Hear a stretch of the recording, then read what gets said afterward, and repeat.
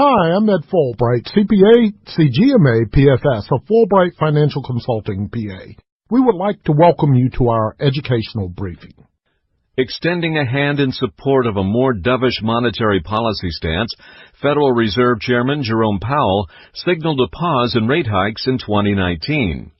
On November 28th, Mr. Powell tempered previous remarks about raising interest rates, and that same day, newly released inflation data lent support to the Fed chair's more dovish stance. Here's a financial news update. Minutes of the Fed's meeting held earlier this month were released and indicated that a planned rate hike for December is still likely to occur.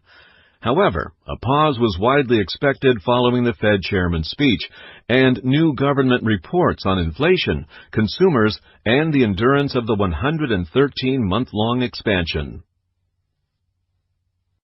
Inflation dropped in the 12 months ending in September and declined compared to the 12-month rate in August and July. The core personal consumption expenditure deflator is a key inflation metric to the Fed, and it's different from the consumer price index used in the media. The 1.8% core PCED is down from September's 2.0%. Inflation declined, but the economy shows signs of fundamental strength.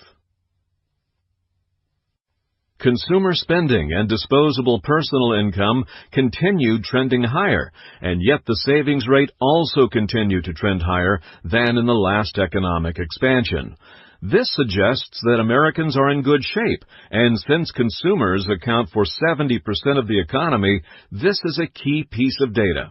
Meanwhile, consumers have been saving more than they did in the last expansion.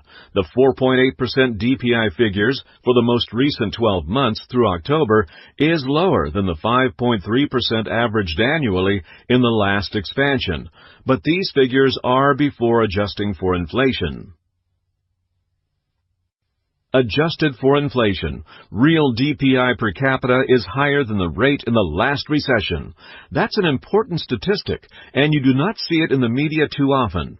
Real DPI per capita recently grew at a faster rate than in the last economic expansion, and that was a strong boom cycle. Finally, the financial obligations ratio, another metric watched by the Fed, remained near a record low. Consumers, through the end of June, where the most recent data is available, were in about as good shape financially as they've been in post-war history. The Fed's more dovish stance and favorable economic news sent the Standard & Poor's 500 soaring, and just 5% from its all-time closing high on September 20th. No one can predict the next move up or down in the price of stocks. Stock market volatility has been much higher in recent months and is likely to continue as the long economic expansion continues.